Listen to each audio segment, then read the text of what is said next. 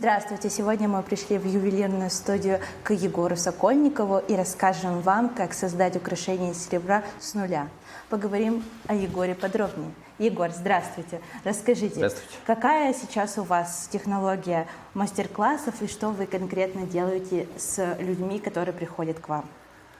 Вообще изначально я же могу рассказывать про глобальные свои какие-то планы, миссии, Да. вообще с чего мы начали и почему мы запустили, собственно, эти мастер-классы.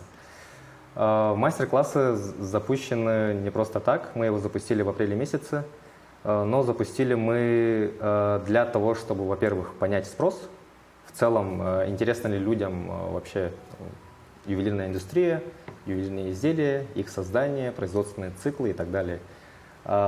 Понять спрос для того, чтобы в будущем запустить ювелирную школу, бизнес-школу. То есть будем делать некую акселерацию молодых брендов. Так что, ребята, если есть интерес, подключайтесь, связывайтесь, будем работать. Для того, чтобы создавать бренды и, собственно, двигаться вместе, развивать, показывать республику, насколько у нас есть крутые ребята, таланты и так далее. Потому что у нас... Когда появилась вот эта вот цель у нас создать мультибренд, мы когда делали поиски этих брендов молодых, практически не нашли никого, можно сказать, их очень мало. И мы решили создавать их сами с помощью как раз таки этой акселерации. Но чтобы набрать крутых ребят, найти ребят, нам нужно понять спрос, нужно их искать. Соответственно, мы запустили эти мастер-классы, чтобы, возможно, обучить, вдохновить и, собственно, уже найти этих ребят и с ними дальше работать. Понятно. Но я думаю, что создание бренда – это очень сложная работа. В плане мастеров и творцов, я думаю, в серебре все-таки есть какие-то интересные личности, но Конечно, вот как бренд, наверное, им сложно что-то создать, сделать структуру, наверное, и построение. И вы, как, наверное, пример вот этого успешного кейса, можете помочь. И я думаю, что это будет потрясающе. А сегодня я пришла научиться чему-нибудь. Вдруг я тоже вдохновлюсь, или наши телезрители увидят и тоже захотят всему научиться, как я. Отлично. Так, а с чего начать? Что делать? Сразу начинаем? Конечно. Быстрее к делу. Да? Окей. Так, вкратце про инструменты. Первое, это у нас ригель. Будем работать именно на этом предмете. Самый основной предмет для разработки колец. То есть будем налаживать сюда воск, соответственно, вокруг этого ригеля. Измерим размеры пальцев, пальцемерами. Можете? И далее, после того, как мы определим размер, делаем отметку и, собственно, работаем именно по этой отметке.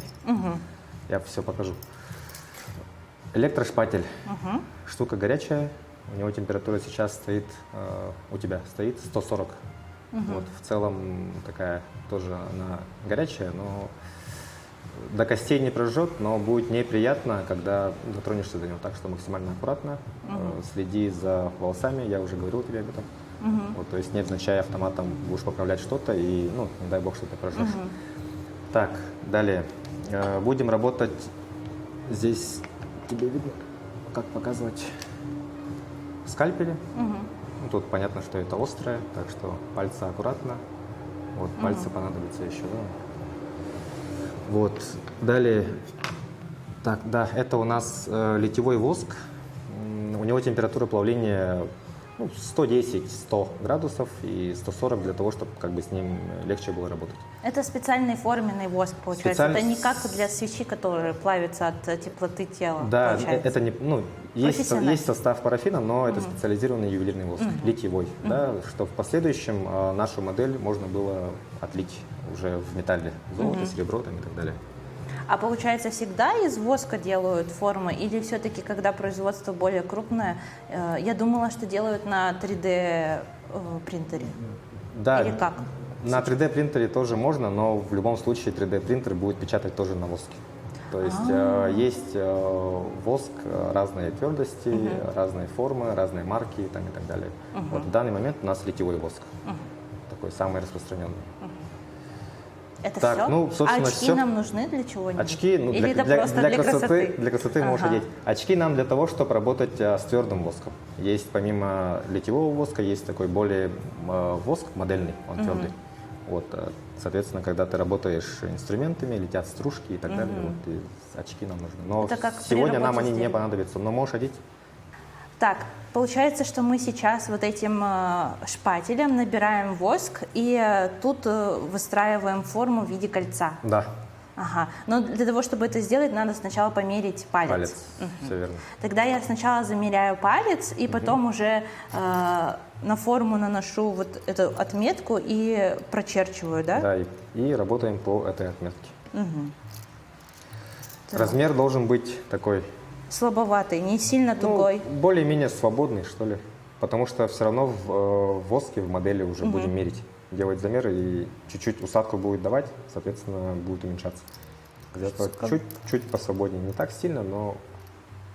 Вот так нормально, я Ага, считаю. все, теперь можно продевать. Сделали отметку. Теперь я покажу не по отметке, а рядом покажу, да, как вот это все налаживается.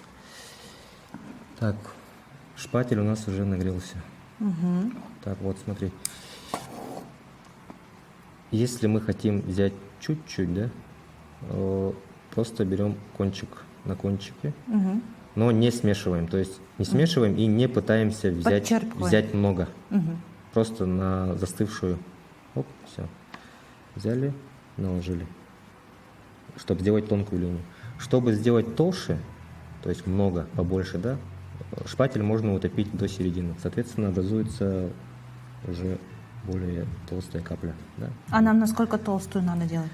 Тут зависит уже от твоей модели и от твоего дизайна. Насколько ты хочешь толстую, насколько ты хочешь узкую, там, широкую и так далее. Дальше. Налаживаем вторым слоем только на застывший воск.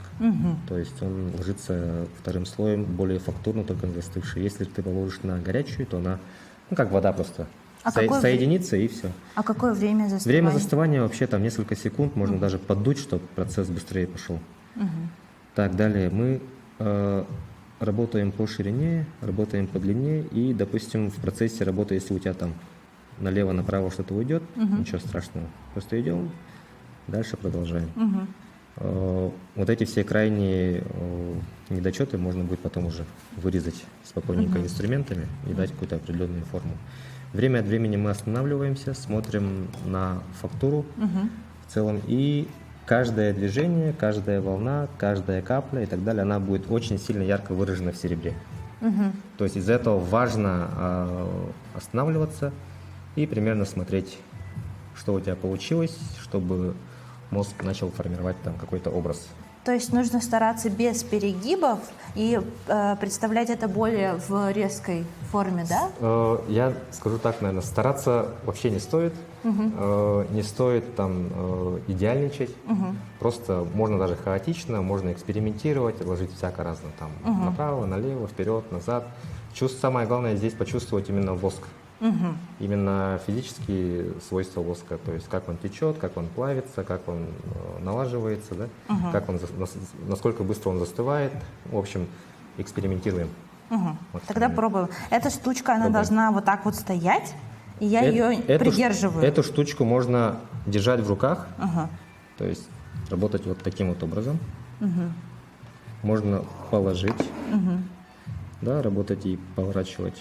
Можно вот так, можно так. То есть как удобно, то есть нету там сильных ограничений. Да. И в первое время все равно мозг будет немного давать такую ложную информацию, что это сложно, у тебя не получается, как-то все криво, косо и так далее. То есть эти мысли мы отбрасываем. Но я должна ровно по этой линии идти? Нет. Эта линия – это просто фронт работы. Это центр, можно сказать, твоего кольца, и работаем по ширине. То есть налево-направо – это твоя ширина будет. А то есть в воске нужно постоянно в новую точку целиться или это без разницы? Нет, без разницы. Просто экспериментируй и ложи. Ой, это оказывается долго. Это не так быстро делать. Даже когда обычная черточка.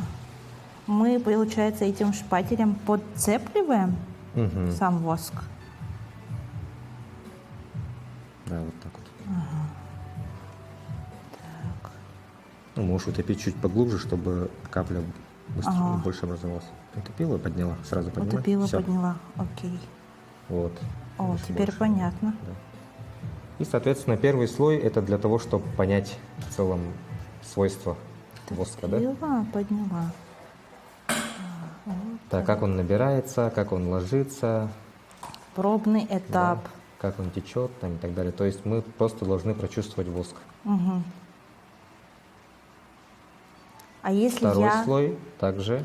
Третий слой уже можем давать какую-то определенную фактуру, там какой-то рисунок, если мы хотим. Это когда второй раз я иду по линии, это я, получается, утолщаю Да, сам... уже делаешь толщину и делаешь какую-то фактуру. Потому что первый слой у тебя застывает, сверху ложится горячий слой, и тоже при застывании он уже дает какую-то фактуру. То есть там, чем хаотичнее, тем интереснее. В общем, некрасиво здесь вообще получиться не может. Абсолютно. Но мне кажется, с драгоценностями вообще и с металлом красиво всегда. конечно. Даже когда оно ржавое и старое. Да. Там чуть-чуть подчистил. Кстати, вот мне кажется, очень популярный вопрос про то, как чистить серебро. Вы нам можете какие-нибудь экспресс-лайфхаки рассказать? Нет. Нет? Ну, лучше довериться, наверное, профессионалам и принести на чистку хотя бы раз в год, раз в полгода. Что такое литье? Литье максимально, давай простыми словами, допустим, мы сейчас эту восковую модель будем заливать в гипс, так скажем. Ну, это простыми словами, гипс. А так, да, называется формамасса, это специализированная тоже Формамасса. гипсовая, да, смесь. В общем, эту форму, этот гипс в посуде, да, называется апока, мы его помещаем в муфельную печь. И при определенной температуре гипс у нас застывает, воск полностью выгорает. Расплавляется внутри и полностью выгорает. Соответственно, внутри этого гипсовой формы остается наша вот форма, которую вот ты сейчас в данный момент делаешь. И после того уже, когда это все произойдет, мы туда заливаем металл. То есть это может быть золото, серебро, бронза, латунь там, и так далее. Все. Далее это все обрабатывается ювелирами. Получается, Полируется. заливка, шлифовка, полировка и все, да? Да, и все. Мы именно в рамках мастер-класса ваши украшения мы стараемся вообще максимально не трогать. То есть мы его отлили, прочистили, отрезали литники, то есть это специальные такие вставки, чтобы чтобы металл полностью протекал в ваше украшение и придавал какую-то определенную форму. Вот мы это все отрезаем, производственные все излишки. Стараемся не полировать, потому что бывает такое, что клиенты, люди, которые приходят на мастер-класс и создают эти восковые модели, они оставляют там свои отпечатки пальцев. Ух ты! Да. То есть реально можно вот так вот оставить отпечаток? Отпечаток пальца можно оставить, да. О, Вот, и, соответственно, при полировке и такой интенсивной обработке это же можно все убрать, шлифануть, переполирнуть, да, из-за этого нежелательно. Мы, соответственно, стараемся максимально все ваши формы, все ваши вот эти вот красивые задумки. впадины, задумки, да, дизайнерские решения оставить. Ну вот, помимо ширины, у нас есть еще такое понятие, как толщина. То есть, если вот так вот смотреть, вот. Добавить надо Тут толщины, да? Где-то, наверное, видно, вот, например, здесь вот видно, что тонко, тут тонко, тонковато вот здесь вот. А должно быть сколько примерно? Вот если на Допустим, глаз смотреть. отсюда вот правая часть, она уже ок. Да? Соответственно, мы с левой стороны еще добавляем, да. Доводим вот именно до этой толщины.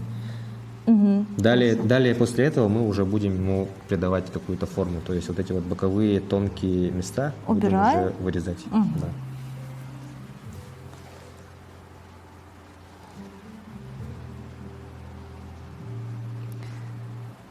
наложим сюда. Я тогда шпатель могу Да, положить? шпатель уже можно положить, он нам чуть попозже понадобится, пока нет. Так, инструмент тоже такой острый, но более гуманный, не порежешься. Так, нам это нужно для того, чтобы убрать вот эти вот моменты тонкие, да? То есть они при литье, при формовке этого украшения вот эти вот моменты не прольются, слишком тонкие. Мы их срезаем? Соответственно, мы их срезаем, да. Но мы не просто срезаем, мы еще ему задаем какую-то определенную форму, да? То есть именно в этот момент мы делаем или волны, Да, или волны, или прямо, идеально. Но я всегда советую делать более интереснее, и тут все равно видно примерно, да, вот направление вот этих вырезов, да, то есть смотрим на фактуру и можем эти вырезы повторять именно по периметру вашей фактуры. Так это будет интереснее. Мне кажется, примерно. прямое кольцо мы можем купить в магазине, а это наш шанс побаловаться, Да, быть немножко, совершенно верно. как сказать, Сделать так, как ты хочешь, не боясь, что это может кому-то не понравиться там, и так далее, что это может выйти некрасиво. То есть тут как бы такого нету. Тут полный экспириенс, полная свобода, и делай в целом все, что хочешь. То есть то, что нам нужно от жизни. В жизни в целом вообще очень сложно вот с таким моментом, как полная свобода, да, действий. А тут как раз-таки это можно сделать. То есть, Так. если что-то неправильно, мы можем просто взять, вырезать и переложить по новой. Тут просто надо как-то понять, прочувствовать инструмент, прочувствовать воск. То есть ты вот, допустим, один раз провела, и чуть подожди, пусть застынет, появится фактура. фактура, да, и поймешь, как делать. То есть глубже, больше. Допустим, вот взяла, видишь, тут уже фактура такая появилась, как камень, что ли, или там что-то вот такое, вот какое-то углубление. То есть можно сделать таких много-много-много, тогда она будет такая, как камень. Хорошо, То есть тут, поняла. Как будто это... да. Ну да, прикольно.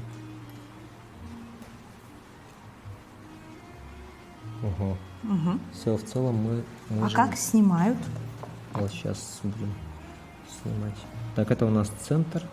Это у нас внутренняя Да, часть. это внутренняя часть, и нам придется его отрезать. Порезать? Да. Потом нужно будет соединить и фактуру повторить, так сказать, да? Правильно. Так, бери. Смело надевай, не боясь там, что что-то произойдет. Так, и все. В целом, если мы соединим, как пальцы комфортно? Да. Я решила чуть посвободнее, вдруг у меня рука течет. Ну вот и представляем его в серебре. Мне кажется, я могу представить. Но Что-то еще то, что подумать. выйдет в серебре, в металле, это будет от твоих представлений, то, что ты сейчас представляешь, x100. Серьезно? Да. Я хочу Вот. И шокироваться. там как раз-таки эмоции будут такие прям максимальные. А если воск будет, допустим, не красный, а белый, то Белый- все равно будет впечатление X100. Ну, просто красный, он такой плотный цвет, и как будто серебро, оно же такое легкое, мягкое, белое. И как Оно будто... будет объемнее. Из-за вот этих Из-за- теней, шероховатости Да. и так далее. Из-за того, что оно еще плюс белое, оно будет гораздо массивнее смотреться. Вот такой шедевр у меня получился. Если что, я вдохновлялась природными фактурами. Это типа Ленских камень, столбов. Да, ленские столбы. Простота и понятность. Класс. Все, теперь мы его снимаем. Кстати, а если вот, допустим, форму сделали, отлили, воск можно обратно переплавить и вот обратно добавить сюда и заново сделать? Нет, он выгорает. То есть он Он выгорает? исчезает. Да. То есть он не такой экологичный, не многоразовый получается. Не Один раз многоразовый. сделал и все. Да, да. Так, и берем, делаем соединение. Угу. Оп. По размеру же у нас было все нормально, да? Да. Так, сделали соединение. Угу. И сейчас мы должны убрать именно вот место соединения, чтобы не видно было. Это мы как делаем? Снова налаживаем, чтобы создать форму. Можешь налаживать, можешь просто пройтись по этому месту. Ага. Да, и дать такую однородную фактуру, чтобы не было видно, что это резалось, соединялось и так далее. Так, теперь аккуратненько это дело мы вытаскиваем. Вот твое кольцо, да? Сейчас. И есть вот эти вот боковые моменты. Температуру шпателя чуть убавляем до 110 градусов. Ага. Так, и А до 110 зачем? делаем меньше, чтобы Не так глубоко было? да, не сильно плавило, так сказать. Вот. Теперь вот смотрим вот на эти места, да, следы инструментов. Это мы должны убрать. То есть в металле это будет ярко выражено и будет видно, что да, здесь скальпелем резали. А нам нужно, чтобы она была такая однородная, да, однородная, округлая, И как это делать? плавная и так далее. Плюс будет удобно пальцу, да, чтобы более практичная была. Вот эти места острые, они будут Натирать. давать дискомфорт пальцу, да, и будут натирать, будут резать палец. Соответственно, мы этим же инструментом, шпателем, просто потихонечку Проглаживаем. дотрагиваемся и да, проглаживаем эту модель вот таким вот образом. Так вот. Хоп-хоп-хоп, аккуратно, аккуратно. Не забываем, что у нас есть фактура и есть передняя часть, да, то есть сильно надавишь, углубится. Так, сейчас внимательно посмотрим. Это мы убираем, что мы срезали и что вообще было на нашем инструменте, да, деревянном, получается. Очень приятные чувства. Да, и это кольцо непременно будет вызывать интерес окружающих, подруг, коллег там, и так далее, да, то есть в любом случае взгляды будут бросаться, и каждый будет спрашивать: о, а что за кольцо, что за изделие? И ты уже уверенно, твердо можешь говорить, что ты создала сама. Все, я ювелир. Да, и с каждым разом, когда ты говоришь, что ты это сделала сама, ты сама себе говоришь, что ты большая молодец, что у тебя все получится в этой жизни, что ты красавчик. Мне кажется, все хорошо. Да, отлично, все. Тогда когда нам нужно приходить за готовым кольцом? За готовым кольцом в течение 10 дней, 7-10 дней я с вами связываюсь. За это время мы его отливаем, да, как отливаем, я уже рассказал, обрабатываем, если нужно, полируем, максимально сохраняем вашу структуру, вашу форму и связываемся с вами.